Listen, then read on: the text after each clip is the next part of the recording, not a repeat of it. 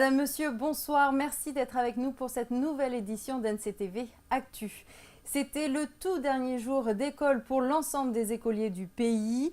Si certains ont quitté déjà les établissements depuis la fin des conseils de classe et des examens, eh bien d'autres ont voulu rester jusqu'au bout. Nous étions à l'école Léonie Avril de Pointe-Boute. Nous avons assisté à la toute dernière heure de cours. Vous allez voir, on ne sait plus où donner de la tête entre rangement et amusement. C'est un reportage sans commentaire d'Anissa Toussi. Mais je peux rien. Donne-moi. Si, ça tu peux, mais tout. Ça tu peux, regarde. Non, il peut pas, regarde.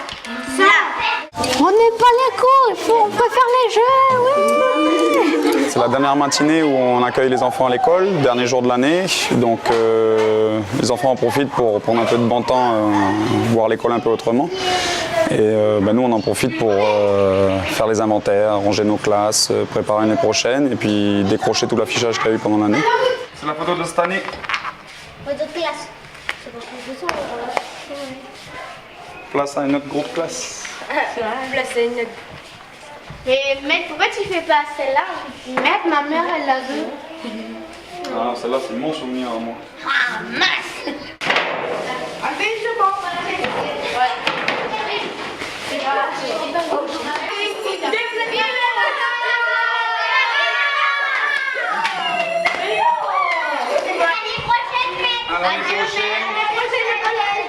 À l'année prochaine, profitez-en bien, passez de bonnes fêtes.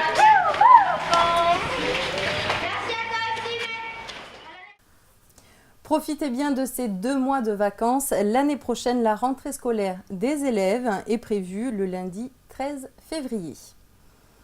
En bref, à Nouméa, le procès en appel de la défiscalisation de la 3G s'est ouvert aujourd'hui à la cour d'appel.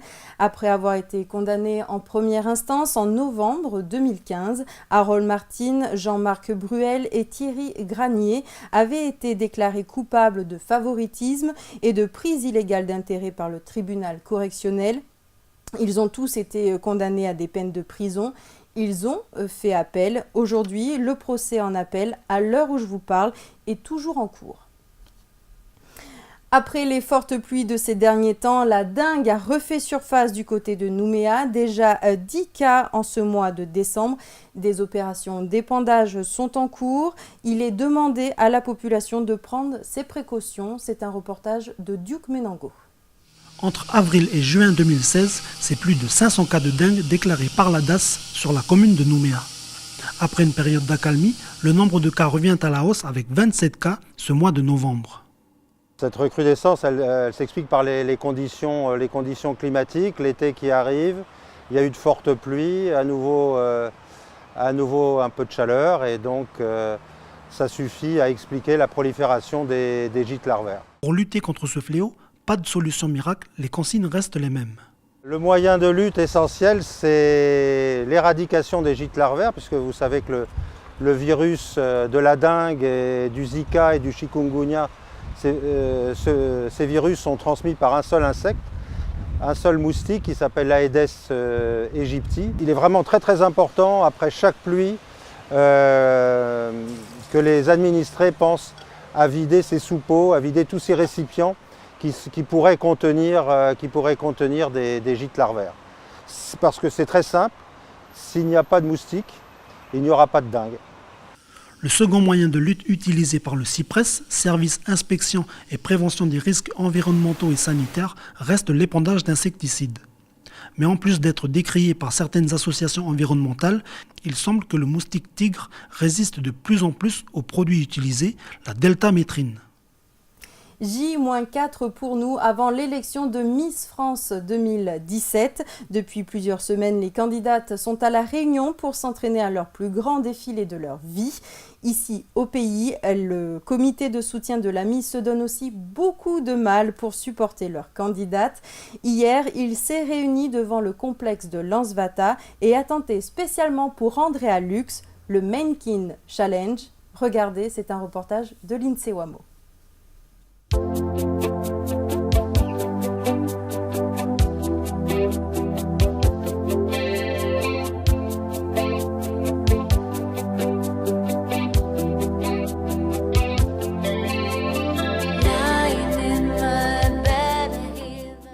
vidéo a été faite à la demande des supporters d'Andrea Lux en référence au Mannequin Challenge de Miss France 2017. Le Mannequin Challenge est une nouvelle sorte de mode qui fait le buzz sur la toile. Le principe, une caméra mobile filme une scène dans laquelle chaque personne fait semblant d'être figée.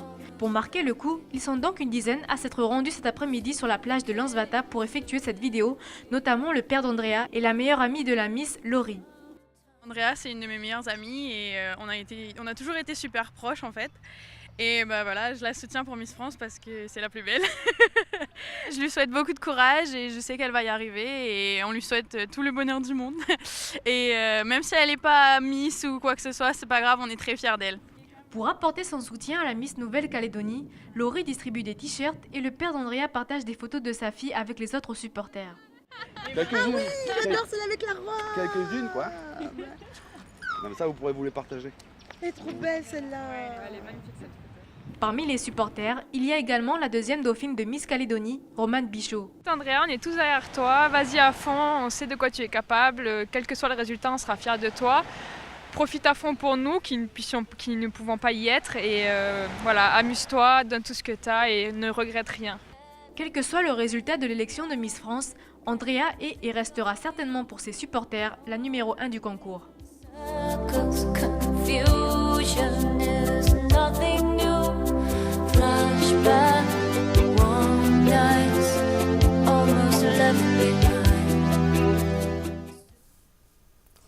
L'élection de Miss France 2017, c'est ce dimanche à partir de 6h45 en exclusivité et en direct sur NCTV. Et on continue de parler Miss avec une photo qui fait le buzz sur la toile. C'est dans le Web du Pacifique préparé par Prosper Poigou. France 2013 est et restera Miss Bourgogne. Voici une photo de Marine L'Orphelin, Miss France 2013 et qui fait le buzz actuellement sur les réseaux sociaux. L'étudiante en médecine, actuellement en stage au pays, s'est attirée les foudres d'autres étudiants métropolitains. Ils accusent l'ex-Miss France d'avoir des passe-droits grâce à sa célébrité et de bénéficier de bon nombre de privilèges. Réalité ou jalousie, la polémique n'est pas prête de s'arrêter. Quoi qu'il en soit, des bébés calédoniens ont vu le jour grâce à son travail. Il y a quelques jours, Marine L'Orphelin postait une photo d'elle habillée en tenue de travail, précisant qu'elle venait de faire ses premiers accouchements.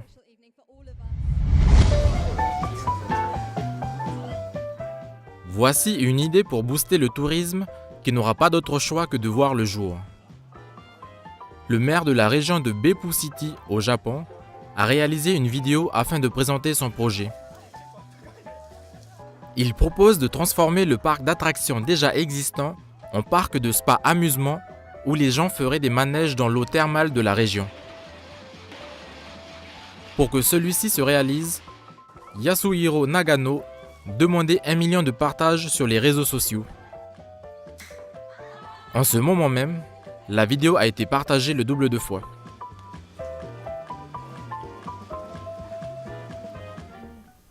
Et pour finir, une nouveauté, le petitjournal.com. Il vient de voir le jour en Nouvelle-Calédonie.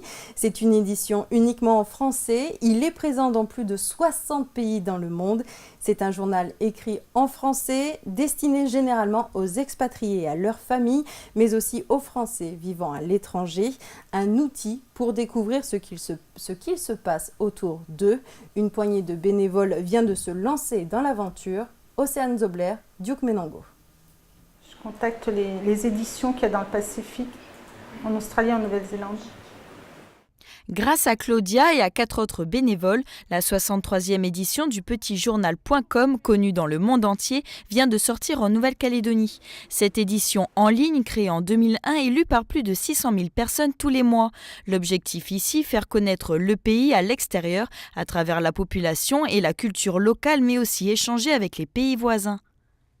Les liens entre la Polynésie française et la Nouvelle-Calédonie sont forts. On aime beaucoup la culture tahitienne ici. Inversement, il y a un bel intérêt pour eux à ce qu'on parle d'eux et qu'ils soient présentés au reste du monde. C'est une vitrine Cet outil, il va être lu dans le monde entier. Donc c'est ça qui est bien. Pour faire ce journal, Claudia s'est inspirée et enrichie de ses lectures, de ses coups de cœur et aussi de ses rencontres. J'adore, c'est trop joli. Vous êtes quelle association? C'est vous êtes artiste, vous. Nous, on est revenus au pays Staniel et mon mari seulement. On est partis pendant presque 15 ans. C'est génial. Marie-Luce, à très bientôt. Et moi, c'est Claudia. Vous êtes toulousaine? Non, on est havrais tous les deux, mon mari et moi.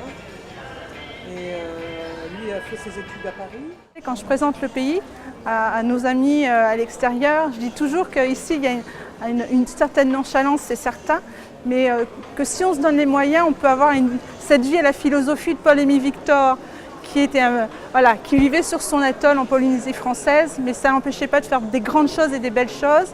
Ici, on est une culture aux multiples visages, ça vient de partout, et il y a une liberté d'entreprendre et de faire sur le territoire. Et ça, j'ai envie d'en parler, j'ai envie de présenter les gens du pays. L'article de Claudia sur ces artisans de Noël paraîtra à la fin du mois dans la rubrique Société. Il s'appellera « C'est quoi ça ? Art à recycler ». C'est la fin de cette édition. Merci de nous avoir suivis. Je vous donne rendez-vous dans cette rédaction demain à 18h.